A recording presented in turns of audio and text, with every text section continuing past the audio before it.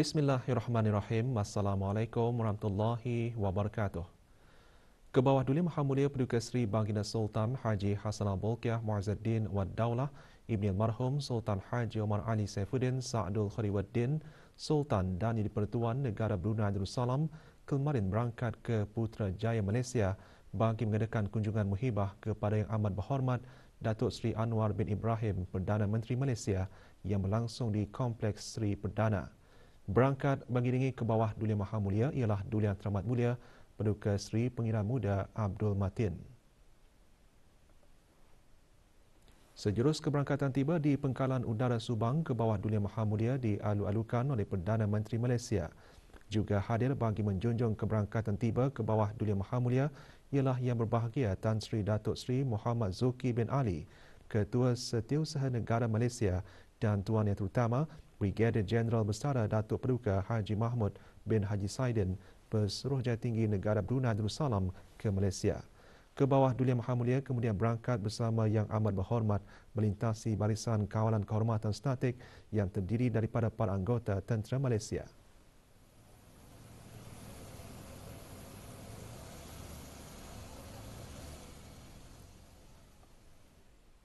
Ke bawah Duli Maha Mulia Paduka Seri Baginda Sultan dan Di-Pertuan Negara Brunei Darussalam seterusnya berangkat menuju kediaman rasmi Perdana Menteri bagi kunjungan muhibah. Kunjungan muhibah tersebut antara lainnya mencerminkan keagraban hubungan yang mesra antara negara Brunei Darussalam dan Malaysia yang sudah sekian lama terjalin. Ia juga memberi peluang kepada kedua-dua pemimpin untuk mengesahkan dan mengukuhkan lagi hubungan kerjasama dua hala serta membincangkan perkara-perkara yang menjadi kepentingan bersama dan meneroka bidang-bidang kerjasama baharu demi keamanan, kesejahteraan dan kemakmuran rakyat dan penduduk di kedua-dua buah negara.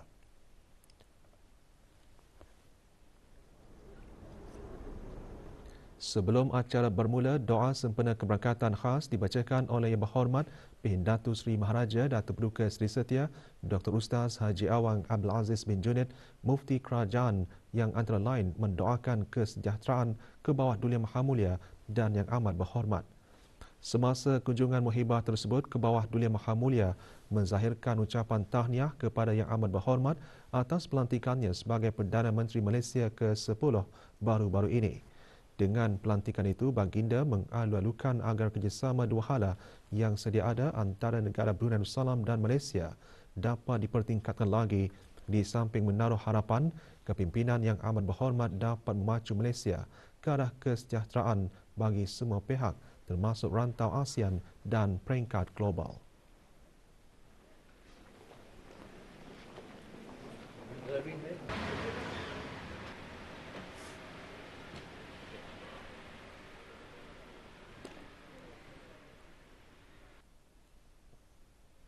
Selesai kunjungan muhibah berkenaan, ke bawah Duli Maha Mulia berangkat menghadiri majlis santap tengah hari yang dihoskan oleh Perdana Menteri Malaysia.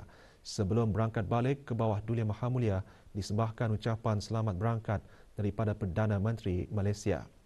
Yang Amat Berhormat mengangkat sumpah sebagai Perdana Menteri Malaysia ke-10 pada 24 November 2022 di Istana Negara selepas dikurniakan titah perkenan oleh ke bawah Duli Maha Mulia Seri Paduka Baginda Yang di-Pertuan Agong Malaysia ke-16 Al-Sultan Abdullah Riayatuddin Al-Mustafa Billah Shah Ibni Almarhum Sultan Haji Ahmad Shah Al-Musta'in Billah. Negara Brunei Darussalam dan Malaysia telah menjalinkan hubungan diplomatik sejak bulan Januari 1984.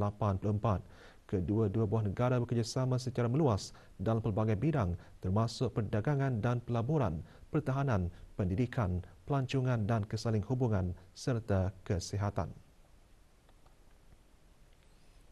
Kunjungan muhibah ke bawah Duli Maha Mulia kepada Perdana Menteri Malaysia mencerminkan keagraban hubungan yang mesra di samping mengukuhkan lagi hubungan kerjasama dua hala.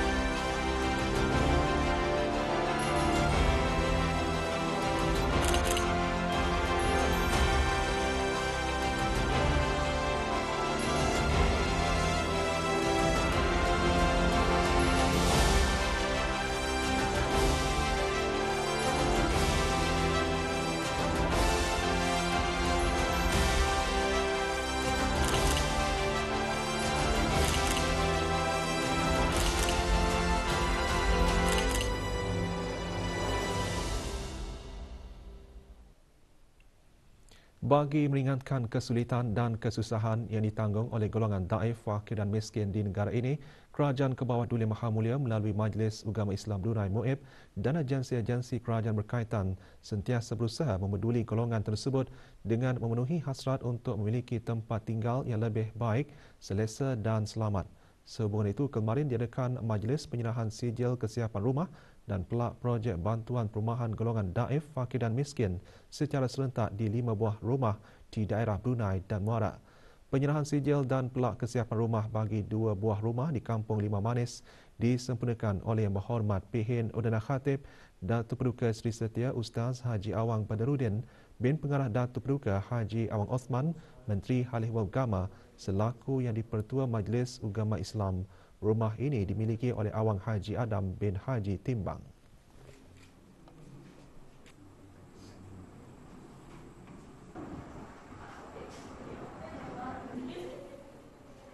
Sementara itu, penerima kedua Allahyarhamah Dayang Alimah binti Jamaluddin diwakili oleh suami Allahyarhamah Awang Limin bin Gantang.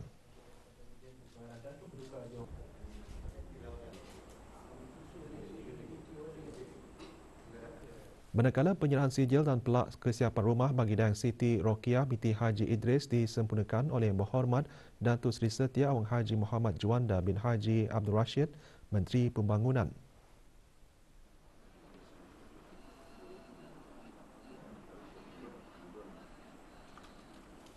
Di Kampung Lumapas, penyerahan kepada Awang Abdul Ahad bin Haji Lampong disempurnakan oleh Berhormat Datuk Seri Setia Awang Haji Nazmi bin Haji Muhammad, Menteri Kebudayaan, Belia dan Sukan.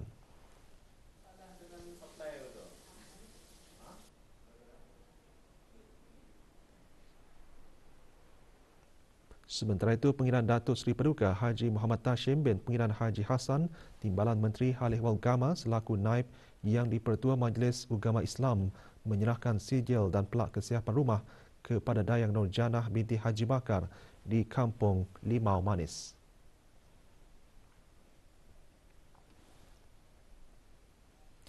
Kadar purata kes COVID-19 yang dilaporkan di negara Brunei Darussalam dalam satu minggu kebelakangan ialah 643 kes sehari berbanding dengan 649 kes sehari pada minggu sebelumnya.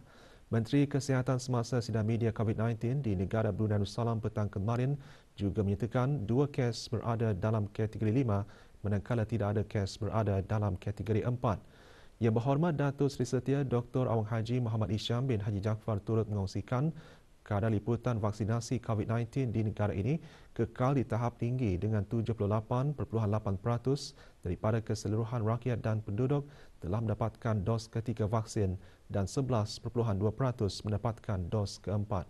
Menyertai sidang media Yang Berhormat Pihin Datu Lalu Raja Major Jeneral Bersara Datuk Paduka Seri Haji Awang Halbi bin Haji Muhammad Yusof, Menteri di Jabatan Perdana Menteri. Sebanyak 566 kes baru telah dilaporkan, iaitu 564 kes hasil ujian ART dan 2 kes adalah hasil dari 79 ujian makmal RT-PCR yang telah dilakukan dalam masa 24 jam yang lalu. Sementara itu, trend kes influenza dan jangkitan serupa influenza ataupun influenza-like illness ILI pada minggu lalu terus menunjukkan penurunan. Ramai adalah diingatkan untuk terus berwaspada dan mengambil langkah-langkah pencegahan seperti mengasingkan diri jika mengalami tanda-tanda jangkitan dan mengelakkan dari tempat-tempat yang penuh sesak. Segera berjumpa doktor jika tanda-tanda jangkitan berterusan ataupun semakin teruk. Dapatkan suntikan influenza, khususnya bagi mereka yang berumur 60 tahun ke atas dan bagi mereka yang mempunyai masalah-masalah kesihatan. Pada menjunjung titah perkenan ke bawah Duli Maha Mulia Paduka Seri Baginda Sultan dan Di-Pertuan Negara Brunei Darussalam, Jawatan Kuasa Pandu COVID-19 maklumkan mengenai pengemaskinian langkah-langkah pengawalan COVID-19 yang akan bermula pada hari Khamis 1 Disember 2022. Menteri di Jabatan Perdana Menteri mengongsikan perkara tersebut pada sidang media yang sama. Pertama, rakyat dan penduduk negara Brunei Darussalam termasuk warga negara asing yang berkeinginan untuk membuat perjalanan keluar dan masuk ke negara ini melalui darat, laut dan udara tidak lagi dimestikan untuk mempunyai insuran perjalanan perubatan yang meliputi COVID-19. Walau bagaimanapun, mereka yang berhasrat untuk mendapatkan insuran perjalanan perubatan berkenaan untuk meragapkan hati atau mendapat ketenangan fikiran semasa berada di luar negara adalah dialu-alukan. Insuran perjalanan perubatan yang dimaksudkan seharusnya meliputi apa jua kos perubatan atau rawatan yang mungkin diperlukan jika berlaku sesuatu yang di luar jangkaan semasa berada di luar negara, yakni tidak terhad kepada jangkitan COVID-19 sahaja. Sementara itu, rakyat negara Brunei Darussalam yang hendak membuat perjalanan keluar negara adalah juga digalakkan untuk memaklumkan kepada Kementerian Hal Ehwal Luar Negeri mengenai butiran perjalanan keluar negara dengan mendaftarkan maklumat tersebut melalui MFA e-Register di laman sesawang kementerian berkenaan. Pendaftaran ini akan memudahkan pihak kementerian tersebut mengenal pasti rakyat negara ini yang berada di luar negara jika berlaku sebarang insiden kecemasan di negara yang dikunjungi. Juga akan dikemas kini waktu operasi pos-pos kawalan darat dan pengagihan bantuan makanan kepada kes COVID-19.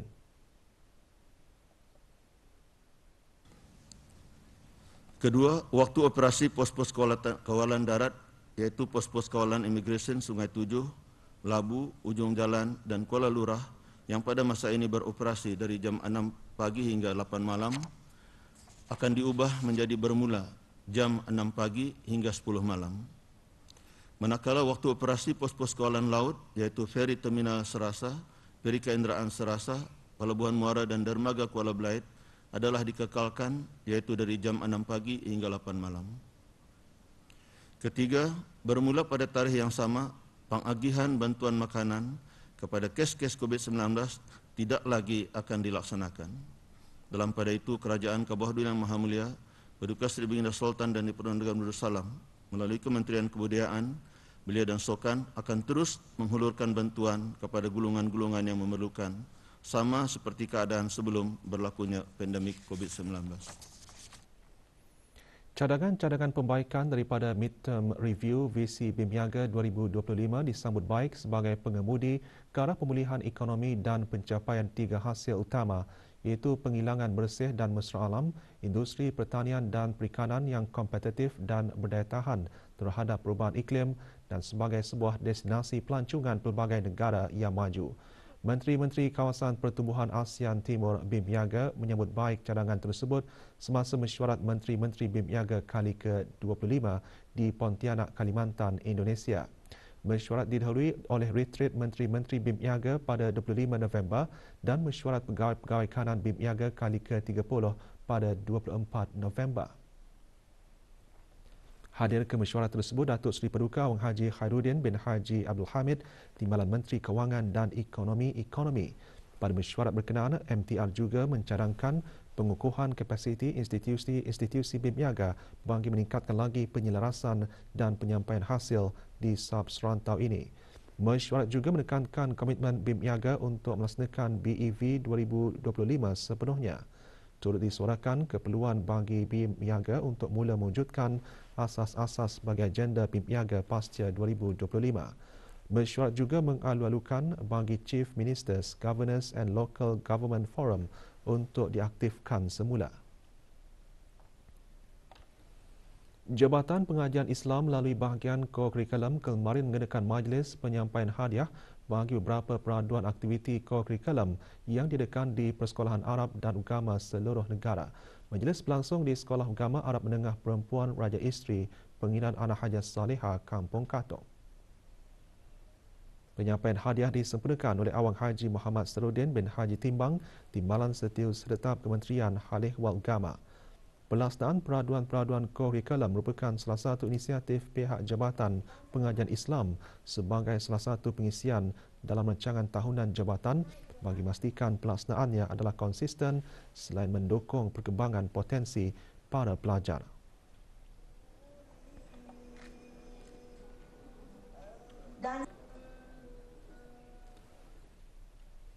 Bank Islam Brunei Darussalam BIBD mengorak setapak lagi untuk memudahkan perkhidmatan pelanggannya.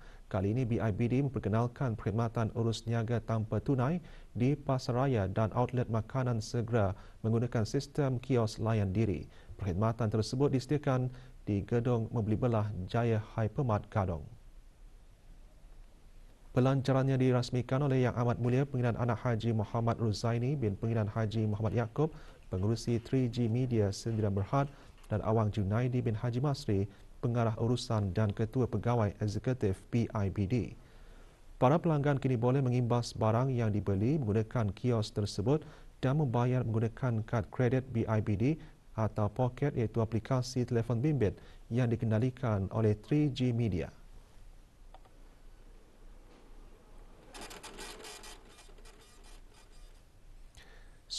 Pasukan daripada kluster 3 muncul juara keseluruhan dalam kejohanan sukan sekolah-sekolah Brunei Darussalam kali pertama.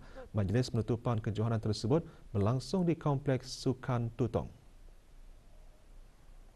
Petang kemarin diadakan peringkat akhir beberapa acara sukan olahraga. Kejohanan dianjurkan oleh Kementerian Pendidikan melalui Jabatan Pendidikan Co-Curriculum selama 10 hari sejak 19 November lalu. Antara matlamatnya mengenal pasti para pelajar berumur 18 tahun ke bawah yang berpotensi dan berbakat bagi mewakili Majlis Sukan Sekolah-Sekolah Brunei Darussalam ke kejohanan di peringkat kebangsaan, serantau dan antarabangsa.